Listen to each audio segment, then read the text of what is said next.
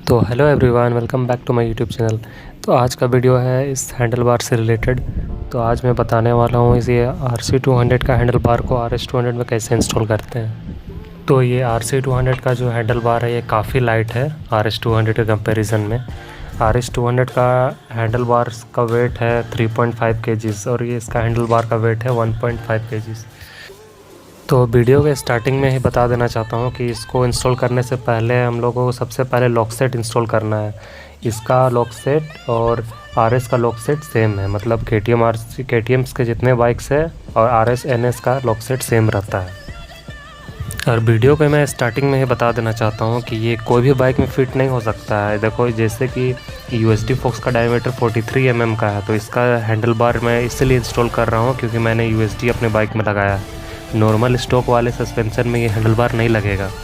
बहुत लोगों के मन में ये रहता है कि ये लगा सकते हैं या नहीं लगा सकते हैं। देखो, USD फोक्स का डायमीटर 43 mm का है और जो स्टॉक सस्पेंशन का डायमीटर है वो 37 mm का है, तो ये डायरेक्ट फिट नहीं है।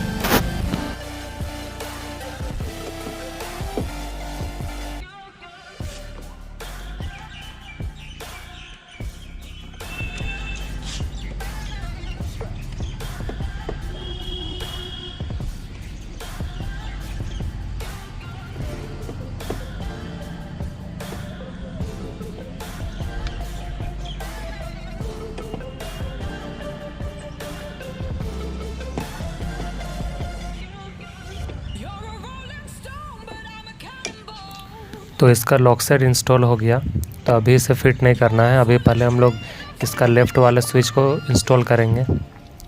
जो लेफ़्ट वाला लाइट स्विचेस है उसको इंस्टॉल करना है, क्योंकि अगर आप लोग हैंडल बार को इंस्टॉल कर लेते हो उसके बाद स्विचेस लगाने में प्रॉब्लम हो सकता है।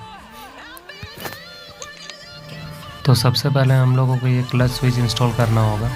ये क्लच स्विच का ये काम रहता है कि जब आपका बाइक गियर में रहता है तो ये इसी को सिग्नल भेजता है कि बाइक गियर में है, तो ये क्लच की मदद से मतलब प्रेस होता है। ये क्लच लीवर के अंदर एक होल रहता है जिसकी मदद से जैसे हम लोग क्लच को अगर प्रेस करते हैं तो वो स्विच भी प्रेस होता है, और जैसे हम लोग क्लच को छोड़ते हैं तो ऑफ हो जाता है। इसका क्लच लीवर इंस्टॉल हो गया है।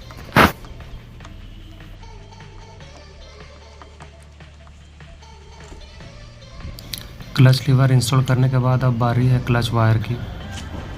तो क्लच वायर को कुछ इस टाइप से इंस्टॉल करना है। इसमें एक होल बना रहता है, वायर उसके थ्रू जाता है और यहाँ फिक्स होता है।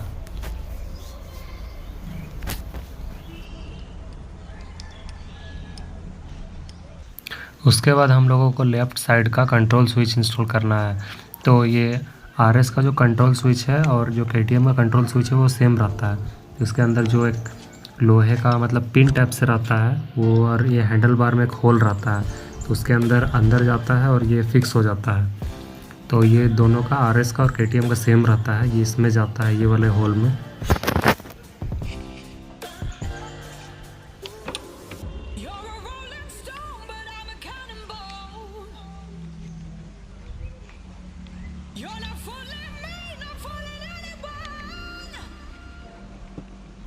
तो इसका नीचे 2 नट लगेगा।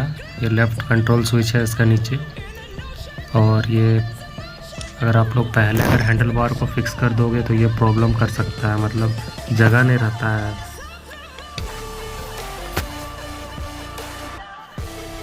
तो इस तरह से अगर हैंडल बार को आप लोग खोल के अगर फिक्स करोगे तो आप लोगों को आसानी होगा। अगर पहले आप लोग फिक्स कर दोगे तो प्रॉब्लम कर सकता है ये। जैसे इस तरह से अगर हैंडल बार पूरा खुला हुआ रहेगा तो आप लोग आराम से फिट कर सकते हो इसे।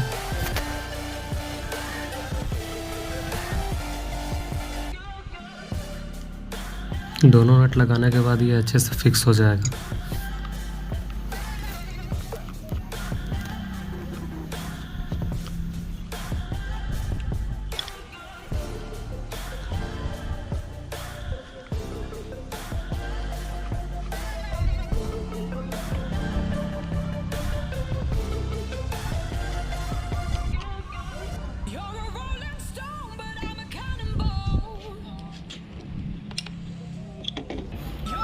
उसके बाद बारी आता है ये ब्रेक लीवर का। ब्रेक लीवर इंस्टॉल करने के बाद ही कंट्रोल स्विच इंस्टॉल करना है राइट साइड का, क्योंकि अगर आप लोग पहले कंट्रोल स्विच इंस्टॉल करोगे तो ब्रेक लीवर इंस्टॉल करने में प्रॉब्लम हो सकता है। तो पहले हम लोग राइट साइड का जो ब्रेक लीवर है उसे इंस्टॉल करेंगे। तो ब्रेक लीवर में ये जो ब्रेक लाइट का स्विच है उसको पहले इंस्टॉल करना है। तो ब्रेक के ऊपर ऐसा कुछ क्लैम्प टाइप से लगता है, उसके बाद ये 2 नट लगता है जिसकी वजह से ये ब्रेक लीवर पूरा टाइट रहता है, फिक्स रहता है हैंडल बार।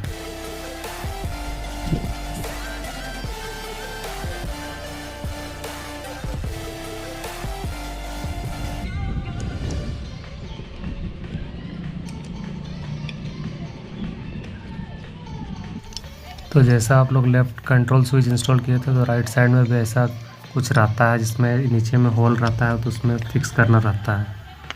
तो इसको भी जैसा फिक्स लेफ़्ट साइड का कंट्रोल स्विच को आप लोग फिक्स किए थे तो राइट साइड वाले में भी वैसा ही है, नीचे साइड में होल रहता है तो उसमें फिक्स करना पड़ता है। जैसे कि आप लोग लेफ़्ट वाला स्विच इंस्टॉल किए तो राइट वाले स्विच में भी वैसा ही है, लेकिन इसके अंदर ये एक्सीलेटर कंट्रोल मॉड्यूल डालना पड़ता है, जिसके अंदर मतलब ये छोटा सा होल रहता है। तो एक्सीलेटर का वायर इसी में फिक्स रहता है, इसके मदद से जो थ्रोटल है वो कंट्रोल होता है। तो इस वायर को मतलब थोड़ा सा घुसा हुआ रहता है, तो मतलब थोड़ा सा खींच के निकालना पड़ता है, और इस वाले इस साइड में होल में रहता है, होल में डालना पड़ता है। एक्सीलेटर वायर फिक्स होने के बाद ये थ्रोटल स्विच में एक्सीलेटर हल्का सा घुसा हुआ रहता है, तो इस तरह से डालना पड़ता है, और मतलब एक्सीलेटर को थोड़ा सा बस ट्विस्ट करना पड़ता है तो ये ऑटोमेटिक फिक्स हो जाता है उसमें, कुछ इस तरह से। इसके बाद हम लोगों को राइट वाले कंट्रोल स्विच को होल में फिक्स करना है। उसके बाद इसमें भी नीचे की तरफ 2 गो नट रहता है, तो उसको हम लोग अच्छे से टाइट कर लेना है, तो ये फिक्स हो जाएगा अच्छे से, कुछ इस तरह से।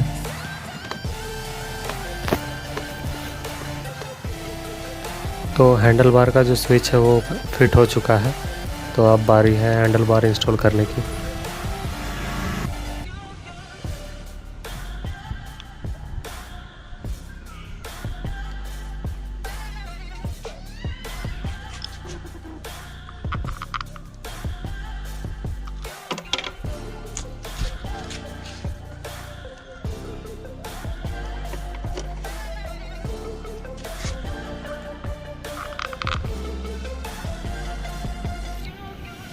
तो इस तरह से मतलब दोनों तरफ प्रेस करने से हैंडल बार फिट हो जाएगा अच्छे से, कुछ इस तरह से प्रेस करने से।